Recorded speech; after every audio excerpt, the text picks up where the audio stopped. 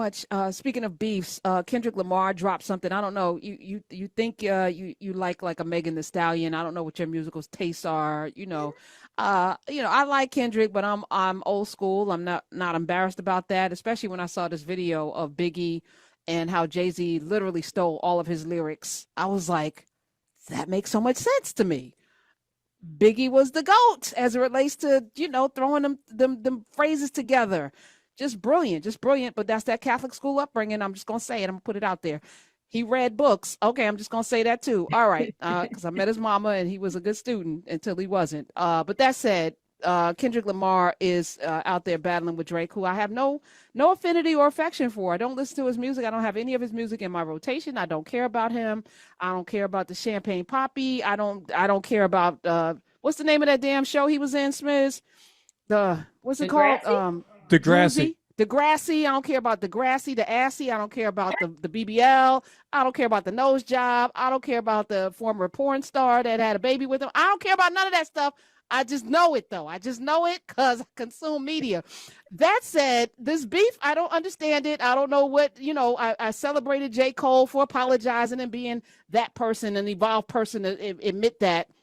But then Kendrick releases something called Euphoria. Smith's coming in to educate me because I don't know nothing about what's going on, except what I've read.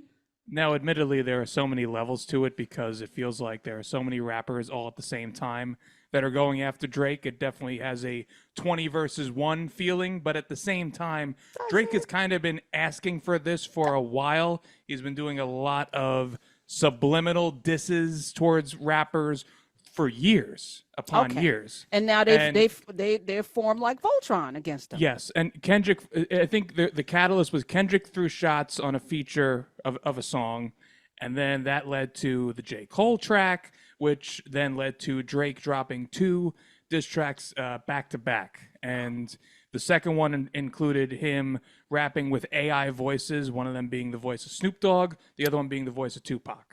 What? And that has drawn kind of its own controversy in its own right. Also kind of made Drake look a little desperate because he was begging for Kendrick to give this response. And he got it. He did. Who's his ghostwriter?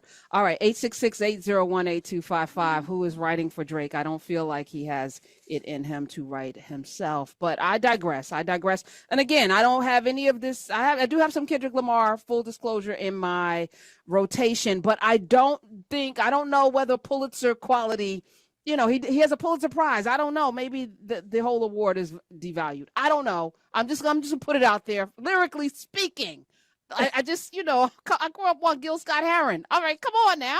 What are we doing?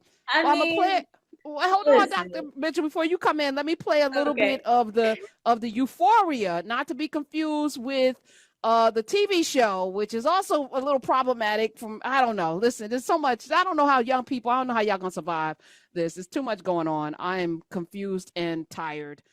He says, them superpowers get neutralized. I can only watch in silence while he plays a little Teddy Pendergrass. I'm loving this. That is Teddy. Okay. He says the famous actor, first of all, Kendrick, he wasn't famous ever as an actor. Ever. I didn't even know who he was. Famous actor we once knew is looking paranoid and now spiraling.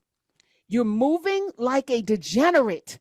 You better come on through with the multisyllabic words. Heavy antic. It's feeling distasteful. Why calculate you? Not as calculated. I can even predict your angles. Fabricate stories on the family front, cause you heard Mr. Moral. A pathetic master manipulator. I can smell the tails on you now. And that could be a double entendre. I don't know if it's booties or made up stories. I'm not sure. I think it's both. You're not a rap artist. You're a scam artist with the hopes of being accepted. Tommy Hilfiger stood out, but FUBU never had been your collection. Oh, he's saying you're not for us or biased. Come on, Kendrick. How? I can make music that electrify him. You make music that pacify him. Oh, we. Anyway, I can hear double down on that line, but spare you this time. That's random acts of kindness. Oh, he's throwing some references in there. You now know you are a master manipulator and habitual liar too, but don't tell no lie about me, and I won't tell truths about you. Shoo, shoo, shoo, shoo, shoo, shoo, be. Okay, so that's Euphoria. I actually appreciate. I grew up in the rap battle era. When LL and oh wait, hold on, it goes all the way back. Now I'm blanking on all of the battles. Nas and Jay-Z. There was oh my goodness, there was some brilliant battles, and it was all like lyrically inspired before we got to the East Coast West Coast dumb stuff. I see you want to get in on this double dutching, Dr. Mitchell, because you are a rap maven. You are a connoisseur of hip hop. What, even though you and Smith try to, deny me. But, part of what comes to mind for this is I'm interested in the way that this example you just played for us is laid back. Back in the day, the battle rap came hard. The beat was like, boom. And the way that Kendrick did this was more of a laid back thing. But I think the question this raises for me is, rivalry. In the same way that we like rivalry for basketball, in the same way that we insist that that is what drives our interest in it, so much of this feels to me like rivalry is part of what is fueling our interest in these rappers. So, I'm not going to claim that I followed this as well as I could, because I will say that I am inclined to think that Drake's biggest insecurity is not being accepted as Black. And so for him to be like, don't tell lies about me, I won't tell truths about you, and then doing those little digs that are kind of about him not being for the culture, I feel like that is personal and painful, but that is also the point of battle rap. So I don't know. It feels to me like it's part of fueling what people are going to be interested in. I'm here for it. I rather this than the mumbles. I hope it inspires some young people to actually, get at the source. Let me see, how can I say this another way? Instead of like dicks, pussy, ass, nigga, N-word. It's like, can we elevate the conversation? And I feel like in many ways Kendrick is doing that, even using a word like degenerate. I appreciate it. But more importantly, this is like debate. When I think about, Denzel Washington and the debaters, and even now, there's debates going on college campuses right now. The use of your words to not just inspire, but also to direct people in the way in which they should feel and think about a thing. The mastery of language, many languages, because I feel like, I'm talking about myself, lazy, that we should know more languages than we do.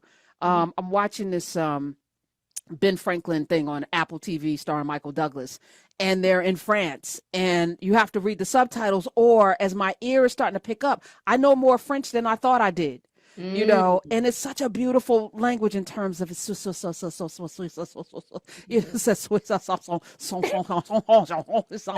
even when they're cussing each other, it's so sweet.